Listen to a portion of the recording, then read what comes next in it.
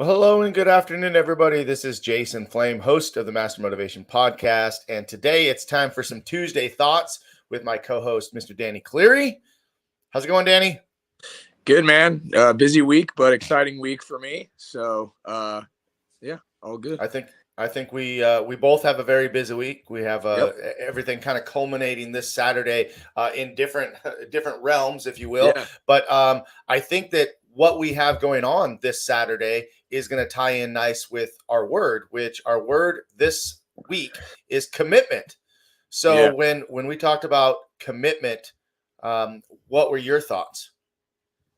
Um, I think commitment is it's such a vast kind of topic because it's something that I think that in both of kind of our fields of work, it's really, really important, right? In order uh, to advance, I guess, in the progression of for you, karate. For me, Right. it's the confirmation program. You got to be committed to getting through the process of the 2-year commitment. Mm-hmm. But I think that it comes down to commitment can be to anything that you're trying to do in a positive way in your life, whether you're committed to working out, or maybe committed to changing your habit, maybe an eating habit, or a something that you've just started, a reading habit, things like that. But Mm-hmm. if you don't, you want to stay committed to whatever it is that you're trying to do to better your life.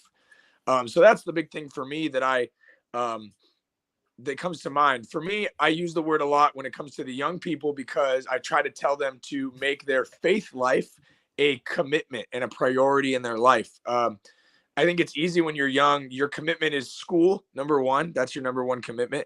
And then you're committed to your sports and activities. And then a lot of the times, number three, I would say, is like your friends, your commitment to your friends and your social life, Mm-hmm. or your family, of course. But I try to instill in them that your faith should be a big commitment as well.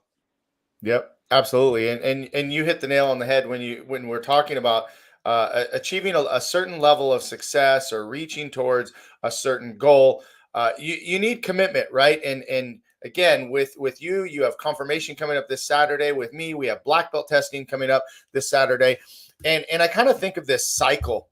And the title of the podcast is Master Motivation, right? And so a lot of people go, well, motivation is great, but motivation only lasts so long. Well, Right. I think that everything kind of starts with motivation, and then we lead to, do we have the discipline Yep. to stay committed to martial arts or committed to our faith and going to church and following the steps that it takes for confirmation. And then from the discipline, then it takes, just these little micro steps of uh, getting one step closer, right? And reminding us in the beginning, what was the commitment? What was the commitment for? Why? How do we Right. get there? And so, there's just kind of a lot of thoughts going on in my mind with that. And I think that in society in general, commitment is something that's somewhat lacking, right? Because as soon as something is difficult, as soon as something is challenging, as soon as something is boring, it's like, let's just move on to the next. What's the next shiny object? And we Sure. go in that direction. Or what's the fad for today? But it takes a lot in martial arts. It takes anywhere from 3 to 5 years, to Right. earn your black belt. And of course, black belt is not the end. And as we say in martial arts, that it's a lifestyle. Well, so is your faith, right? And your faith is going to carry with you for your entire life, right? Right. Something I want to address also on that same kind of vein of commitment is when you're committed to something, it affects other people. And I think we don't realize that all the time, Hmm. right? Because we think a commitment is based upon me, it's my commitment. Sure. But like what I'll tell my leadership team is if you're committing to being a leader, right, at this activity and then, or at this youth group or confirmation classes or whatever, and then you kind of are unable to fulfill that commitment, maybe you can't be at all the meetings or whatever, it's now affecting the kids or the students or whoever that you were leading, right?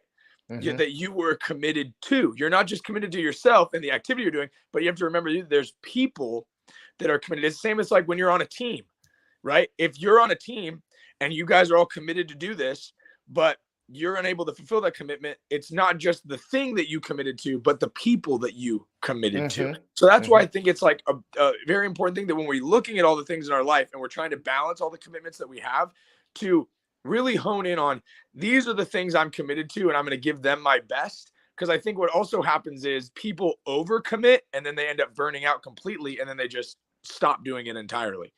Wow. Yeah. Well, I love that you bring that up because it's something that, as we talk to leaders within our own groups, Yep. that you're right. If you decide to be an instructor, you decide to be a youth group leader, and you just have to bounce. What about the kids that were counting on you? And what about those kids that look up to you? And what kind of lesson does that set? You think that when you quit, it only affects you, but now maybe someone else thinks, well, if they quit, I mean, it's no big deal if I quit. Right. It's one of the biggest lies. And I do this when I do my leadership class. One of the biggest lies that we tell leaders is that, oh, well, you're only hurting yourself if you quit on something, or if you give up on something, or if you don't do, so you don't show up. It's only hurting you. That's Hmm. not true. There are other people that you're hurting or that you're affecting, so it's important to take that into consideration, because being a leader, being a motivator, being on a team of any kind, you're committing to that role.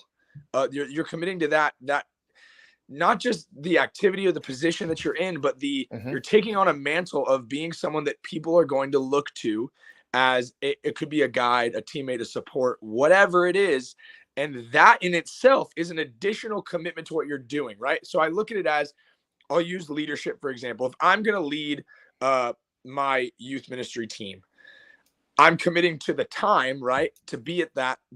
I'll fill the time obligations, but I'm also now committing to the lifestyle of, I need to be a leader that these people can look to. And that goes back into, it kind of dovetails. You were talking earlier about discipline. I think that the best versions of us are the most committed and disciplined versions of us. And I think that that's another thing that, like, parameters get put on people and lies get told, where they go, oh, well, I don't want to follow any rules and I kind of just want to do whatever I want to do. And then discipline gets a bad rap. But I think that it's not, the weakness isn't having parameters. Weakness is the inability to have some and live by them. Hmm. Right? Does that make sense? Yep. Like, instead of Absolutely. like, oh, I can do whatever I want, instead it's, no, no, no, no. I'm choosing to live my life in this way for this purpose. Right. Right. Right. Now you brought something up just a minute ago when you just kind of glossed over it, but when we're talking about commitment, there's also such thing as being over committed. Yes. And again, I'm kind of looking at my kids as they grew up, and I'm watching kids that come into my karate school, and they're like, I got baseball, and I got soccer, and I got school, and I got this, and I got that. And it's like, man, when you're over committed to so many things, how can you really put 100% of yourself into any one of those things? And I'll tell you, just on my end too, I feel like sometimes I like to say yes to too many things. And before I Right. know it, I probably should have said no to a couple things so that I didn't have to, so that I wasn't overcommitted, and so that I could give more effort into the areas that really need it the most. Absolutely. Yeah, it's a balance that we have to find. So it's just Hmm. something to continue to work on. Yep, for sure. Well, this was a great word to talk about, commitment. There are a lot of words that this is what is this, number 17? Well, I think we're on number I, 17 today. We're getting up there. I'll take your word for it. Well, guys, listen, if you're watching this live and you have any questions, drop us a quick comment. Otherwise, we'll wrap up for today, and we'll be back again on Tuesday, every Tuesday, with our Tuesday thoughts.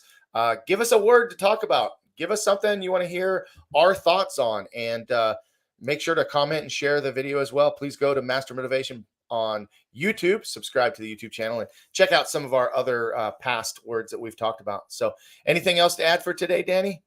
I don't think so. Stay committed and be the best version of you, as always. Yeah. I listen, I just thought of something, and we end every class with our student creed. You know what the last line of our student creed is? Winners never quit, quitters never win. I choose to win. So if you want to stay committed and you want to be a winner, make a choice. Make a choice to win today. So there it is. There's our Tuesday thoughts. Thank you guys for joining us. We will see you next time.